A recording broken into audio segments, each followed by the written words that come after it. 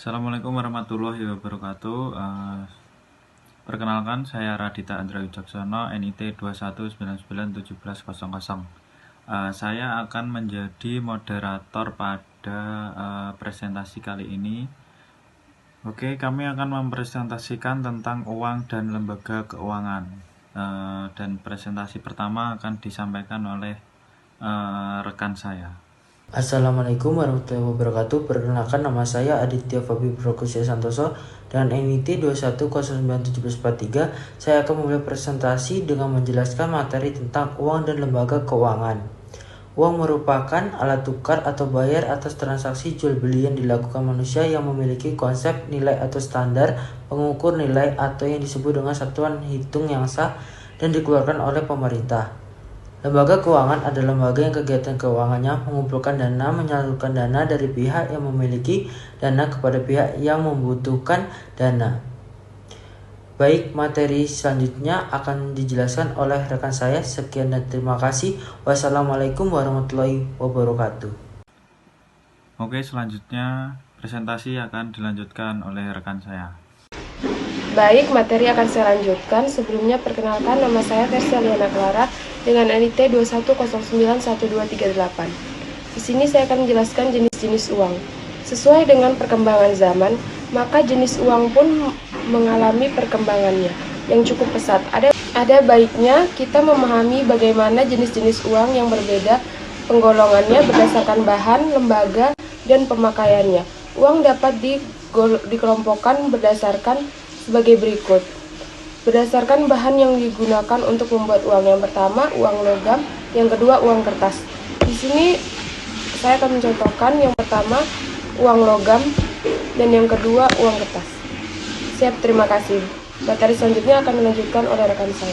Baik, materi selanjutnya akan saya jelaskan. Perkenalkan, nama saya Nike Nadia Gitama, NIT 21091144. Saya akan melanjutkan materi tentang fungsi uang, yaitu fungsi uang sebagai alat ukur umum. Itu merupakan alat tukar-menukar. Dalam hal ini, uang digunakan sebagai alat untuk membeli atau menjual suatu barang maupun jasa. Dengan kata lain, uang dapat dilakukan untuk membayar terhadap barang yang akan dibeli atau diterima. Selanjutnya, fungsi uang sebagai satuan hitung, yaitu uang dapat menunjukkan nilai barang atau jasa yang diberikan, menunjukkan nilai kekayaan, dan menghitung jumlah pinjaman. Selanjutnya, fungsi uang sebagai alat pembayaran, yaitu uang digunakan sebagai alat untuk membeli atau menjual suatu barang maupun jasa. Dengan kata lain, uang dapat dilakukan untuk membayar terhadap barang yang akan dibeli atau diterima sebagai akibat dari penjualan barang dan jasa. Yang terakhir, fungsi uang sebagai alat pembentukan modal, yaitu berfungsi sebagai pembentukan modal, karena uang adalah awalnya pemicu seseorang untuk berwirausaha. Uang berfungsi sebagai pencipta lapangan kerja, karena untuk mendapatkan uang, seseorang harus mempunyai pekerjaan, atau uang sebagai penggairah masyarakat. Selanjutnya, materi selanjutnya akan dilanjutkan oleh rekan saya. Siap, terima kasih. CBDC adalah uang digital yang akan diterbitkan dan dikendalikan oleh bank sentral. Sangat berbeda dengan cryptocurrency yang hanya dijamin oleh keberadaan networknya. CBDC ini rencananya akan diedarkan dengan perbankan juga fintech. Hal ini merespons perkembangan uang digital yang tidak bisa dihindari.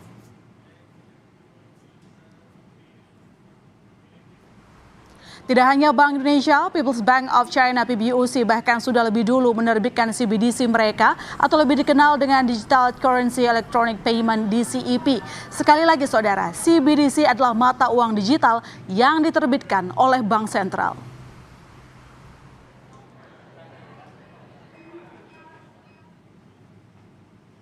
Dan untuk mengetahui lebih lanjut soal rencana Bank Indonesia menerbitkan uang digital CBDC, kita langsung tanyakan kepada Direktur Eksekutif Kepala Departemen Komunikasi Bank Indonesia, Erwin Haryono. Selamat malam Pak Erwin.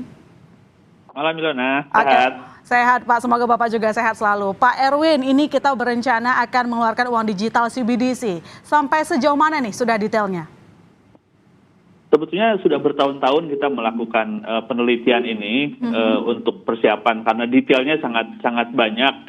Ada beberapa pilihan desain, pilihan teknologi, pilihan distribusi dan sebagainya. Jadi sudah bertahun-tahun ini Tetapi ini tidak bermaksud, BI tidak bermaksud untuk mengatakan segera kita akan menerbitkan CBDC. Tapi persiapan-persiapan ke arah sana sudah dilakukan.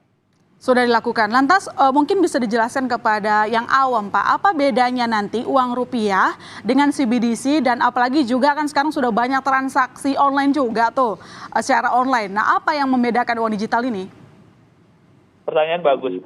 Jadi kalau dari sisi masyarakat sebetulnya tidak akan banyak bedanya. Jadi sekarang kita sudah sangat nyaman. Bayangin Mbak Ilona kalau misalkan pada masa pandemi sekarang di mana ada keterbatasan aktivitas mobilitas, kita tidak punya yang disebut sebagai e-money atau e-wallet. Betapa susahnya hidup kita gitu kan. Nah sekarang kita sudah mempunyai kenyamanan itu.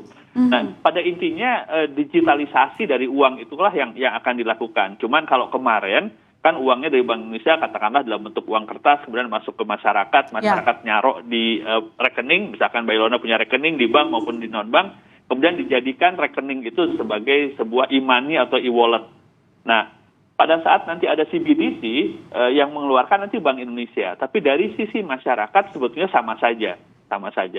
Mereka akan tetap mempunyai kenyamanan, keamanan, kepercayaan yang sama gitu. Artinya spesialisasinya di mana Pak kalau sama saja? Kalau jadi begini, mungkin saya harus jelaskan konteksnya yang sekarang. Jadi sejak 2019 Bank Indonesia sangat aktif mendorong digitalisasi ekonomi dan keuangan, khususnya melalui sistem pembayaran. Kita dorong dengan KRIS, kalau pernah dengar KRIS, kita juga bikin infrastruktur yang sangat banyak, kita bikin standarisasi dan sebagainya. Dan to some extent itu sudah sangat berhasil. Sekarang kalau kita lihat statistik dari e-money misalkan, itu berkembang sangat-sangat cepat, bahkan pada saat pandemi gitu. Nah, tetapi untuk mengantisipasi digitalisasi yang berkembang lebih lanjut, maka kami siapkan juga yang disebut sebagai CBDC tadi itu.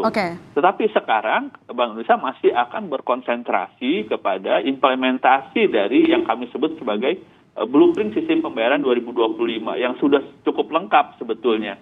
Nah, tetapi nanti apabila dorongan semacam itu semakin kuat dan karena itu membutuhkan teknologi, membutuhkan desain yang sangat detail, kita sudah siap gitu. Oke, lantas kapan nih rencana pastinya Pak? Karena kan tadi katanya sudah bertahun-tahun didiskusikan di Bank Sentral, lalu kemudian mungkin bisa disebutkan siapa saja nanti yang bisa memiliki uang digital ini? Kapannya saya belum bisa bilang, karena sebenarnya sekarang di Bank Sentral lain pun sebenarnya belum ada gitu. Yang paling agresif sebetulnya kan di PBOC di Cina gitu ya, tapi itu pun baru sebatas eksperimentasi sebetulnya, dia belum menjadi substitut daripada uang yang lama gitu ya. Di tempat lain bahkan belum ada. Bahkan di negara maju, misalkan kalau saya kasih contoh Swedia, misalkan Swedia itu orang sudah enggan sebetulnya menggunakan uang kertas, dia pakai e-wallet segala macam. Bahkan di dalam kondisi masyarakat semacam itu pun CBDC belum terbit. Kenapa? Karena memang ada dampak distorsi yang ditimbulkan apabila kita tidak wise membuat desain yang benar.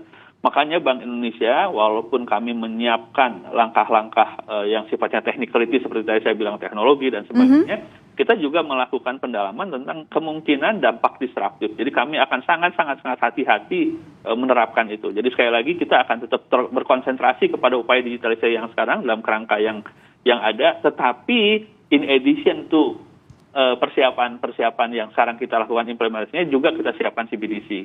Tapi sebenarnya untuk CBDC ini salah satu faktor yang menguntungkan itu adalah kita nggak perlu mengeluarkan ongkos terlalu besar lagi untuk mencetak uang, begitu bukan Pak Erwin? Dari sisi Bank Indonesia ya. Artinya sebenarnya kalau dipercepat dampaknya juga yang baik bisa kita rasakan, begitu ya? Ya, walaupun keputusan Bank Indonesia bukan karena cost-nya pasti gitu ya. Kalau misalkan keputusan Bank Indonesia karena cost-nya, kita mungkin nggak nyetak duit karena nyetak uang itu mahal gitu. Bukan itu, tapi bagaimana kemudian itu bisa digunakan masyarakat, bisa digunakan sebagai oli di dalam mesin perekonomian yang sekarang bekerja. Nah, kita lihat apabila tingkat digitalisasi dari ekonomi itu sudah sedemikian tinggi dan membutuhkan oli yang baru dalam bentuk central bank digital currency, baru kita masukkan. Oke, Pak, dengan adanya CBDC ini, saya tahu ini kan kesepakatan Bank Sentral Dunia juga gitu. Apakah ini merupakan bentuk respon karena semakin tingginya pamor dari Bitcoin? Sebetulnya iya. Jadi ini betul sebagai respon. Jadi sebetulnya bahkan sebelum sekarang pun waktu pas Bitcoin muncul, terus kemudian kemarin kalau Mbak Ridona ingat Facebook juga mau bikin currency juga yang mereka sebut sebagai Libra gitu. pertanyaannya sekarang ketimbang ada lembaga lain di luar bank sentral Yap. yang mengeluarkan itu, kenapa nggak bank sentral saja kalau emang masyarakat membutuhkan itu, ya kan? Karena pada saat dia diterbitkan oleh bank sentral, dia punya the whole economy untuk membackup uang yang dikeluarkan. Berbeda misalkan tadi dengan Bitcoin misalkan, walaupun sekarang sangat marak sebagai alat investasi, karena dia tidak punya underlying-nya, ya dia berfluktuasi gitu. Nah makanya sebagai tepat sekali tadi pertanyaannya sebagai respons dari kemunculan cryptocurrency tadi itu. Oke, itu makanya Bank Indonesia saat ini tengah menggodok CBDC versinya kita sendiri. Konsepnya seperti apa? Nanti kita tunggu Pak. Yang jelas semoga ini berjalan lancar begitu. Terima kasih Pak Erwin telah bergabung di Berita Utama. Selamat malam Pak. Baik, materi akan saya lanjutkan. Sebelumnya, perkenalkan nama saya Niluh Rianiarta Saputri dengan NIP 21091137. Saya akan menjelaskan kesimpulan dari hasil diskusi kelompok kami, yaitu CBDC atau Central Bank Digital Currency adalah mata uang digital yang diterbitkan oleh bank sentral. Mata uang digital yang akan diberi nama digital rupiah ini akan dirilis di Bank Indonesia dengan fungsi yang sama seperti uang kertas dan koin yang biasanya menjadi alat tukar konvensional. Perbedaan uang rupiah dengan CBDC dari sisi masyarakat tidak banyak bedanya. Tetapi dengan adanya CBDC ini, kita tidak perlu mengeluarkan ongkos yang begitu besar untuk mencetak uang. Bank Indonesia menjelaskan bahwa digital currency dalam beberapa tahun terakhir memang menjadi fokus baik di seluruh bank sentral hingga pada pertemuan internasional tentang kebijakan moneter dan sistem keuangan. Pihak Bank Indonesia juga belum bisa memastikan kapan uang digital ini akan dirilis dan dapat digunakan oleh masyarakat dalam waktu dekat. Namun, persiapan-persiapan ke arah tersebut sudah dilakukan.